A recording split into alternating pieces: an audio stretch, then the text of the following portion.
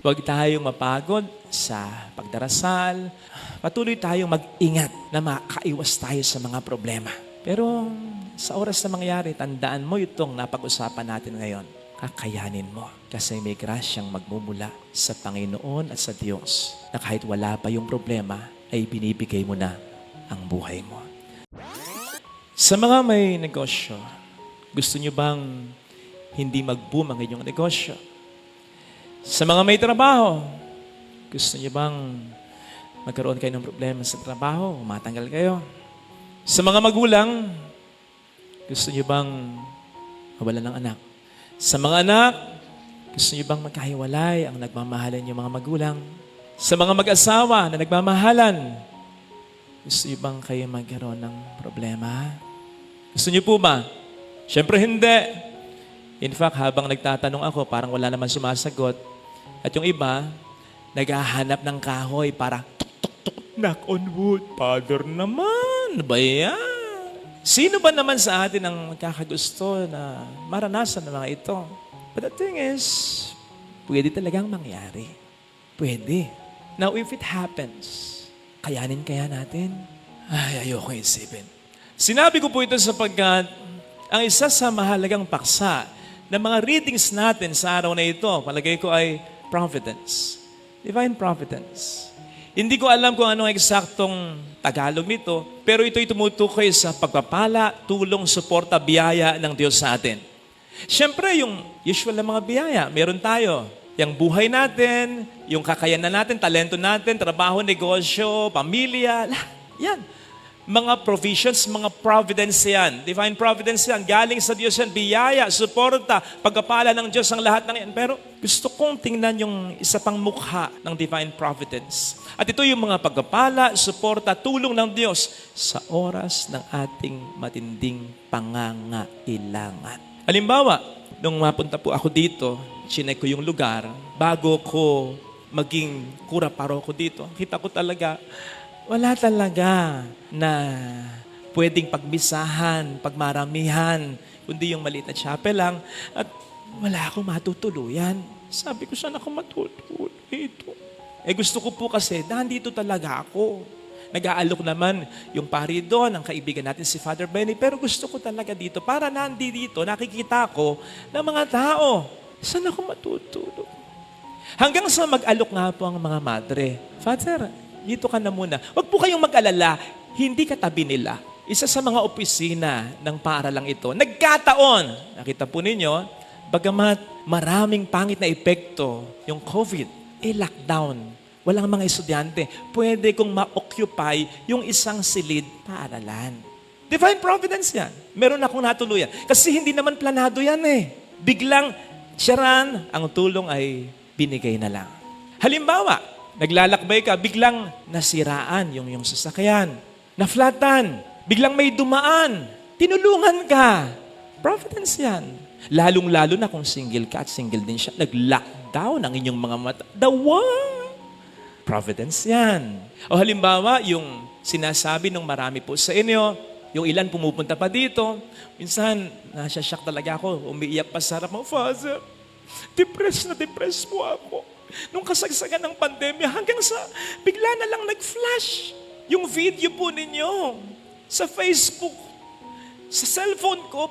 Mula po noon, pinanood ko na kayo, Father. Mayroon pang isang nagsasabi, Father, dahil sa'yo, nakalimutan ko yung bala ko, magpakamatay na ako. Providence yan. Yung naglilinis ka ng kwarto, nakita mo, nakabuyang-yang ang wallet ng asawa ng mister mo. Kumuha ka. Pag nanakaw yan,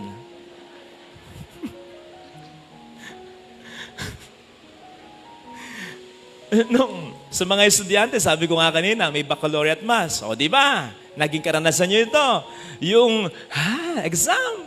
Bigla mong hindi mo alam yung sagot. Nakita mo, nakabuyang-yang yung test paper nung valedictorian ninyo. Kinuha mo yung sagot. Pangungopya yan.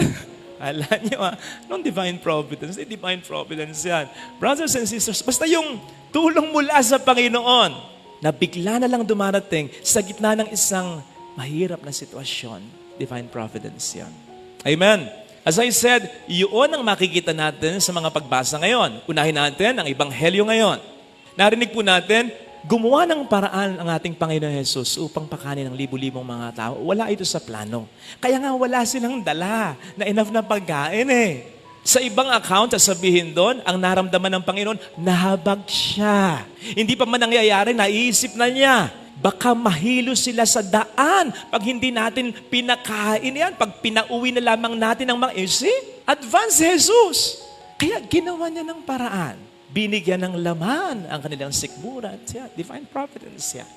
Sa ating first reading naman, ay napansin natin yung kakaibang tapang pa rin ng mga alagad. Sukat sa harap ng Sanhedrin. Ang Sanhedrin, yung mga big shots nung panahon ng Panginoon natin. Ito yung sabihin na natin, parang presidente o nga, governors. Isipin po ninyo, coming face to face with a cruel president, governor, senator, sabay-sabay, na may kapangyarihang ipapatay ka anytime, sapagkat yun ang sitwasyon ng mga alagad eh. Yun ang kaparusahan sa pag-preach na ginagawa nila. Eh ba'y nakita nyo naman po, kinakabahan sila, ang tapang na nagpipreach pa rin. Hindi tulad dati na they deny Jesus. Si Pedro nga, dininay si Jesus sa harap lang ng isang katiwala. I mean, iba yung ang kaharap mo ay Sanhedrin. Pero ganun ang tapang niya. Divine providence niya. Ito yung sinasabi ng Panginoon sa Matthew 10, 19-20. Uusigin kayo, ihaharap kayo sa mga gobernador. Pag nagkagayon, huwag kayong mag-alala sa kung ano ang sasabihin ninyo at kung paano nyo ito sasabihin. Sapagkat ang Espiritu ng Ama ang magsasalita sa pamamagitan ni. Ito na yun. Bukod pa sa tapang na naramdaman nila noon. Divine providence yun. Alam po ninyo, nabanggit ko kanina, ang isa sa salita din ng providence ay provision. Na kung mapapansin po ninyo, ang salitang provision ay po pwedeng hatiin sa dalawa. Pro at vision. Pro, which means beforehand, earlier, yun ang ibig sabihin ng pro. While vision means the state of being able to see, ang makakita. So provision is the state of being able to see beforehand. Hindi pa nangyayari, alam na, nakikita na. Sino may provision? Ang provision ay galing sa Panginoon. Nasabi ko last Sunday, if I'm not mistaken, God goes before us. Wala pa tayo, nandun na siya. At may ginagawa na siya para tulungan tayo sa ating mga problema. God is on the throne. Nakikita niya ang mga nangyayari sa atin. Yung mga pangit na pangyayari, yung pagluloko ng asawa mo, yung pagiging bastos ng anak mo, yung pagkakaroon ng problema sa negosyo, panluloko sa iyo ng ibang tao, sinisigurado ko po sa inyo, I can look straight into your eyes, gumagawa ang Diyos ng paraan upang stop yan. It's just that, may mga taong hindi nakikinig sa kanilang konsensya. Sa Diyos na nagsasabi sa kanila, huwag mong gawin niya, masama yan. Huwag mong hiwalayin ang asawa mo, huwag kang magtaksil sa kanya, huwag mong bastusin ang magulang mo. Hindi nakikinig eh. Hindi naman kasi po pwedeng mag-totally interfere ang Diyos sa buhay natin. May kalayaan tayo at yun ay ginagawa ng Diyos. Pero hindi ibig sabihin, wala siyang may ginagawa siya. Ngayon kung hindi niya ganap na mapigilan sapagkat ang tao ginamit ang kanyang kalayaan sa kasinungalingan, sa kabuktutan, sa kasamaan, sa kasalanan, doon entra ang divine providence niya. Gagawa siya ng paraan upang malagay ka sa ganong sitwasyon, ikaw ay matutulungan niyang iahon. Tandaan po natin yon.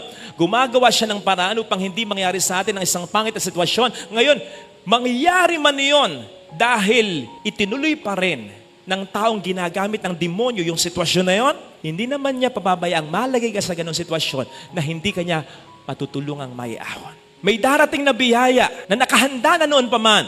You will receive it the moment you need it. Kaya very humbling ang experience ng divine providence talaga. Yung manlalaki ang iyong mga mata, mapanganga ka pa, at kusang tutulo ang mga luha sa iyong mga mata. Kasi ito yung mga pagkakataon na kala mo hindi mo kaya. Katulad ng sinabi ko, ay hindi ko kaya, ayokong isipin yon.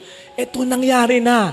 Akala mo, sadsad ka na, subsub ka na, hindi ka na makakaahon pa, pak!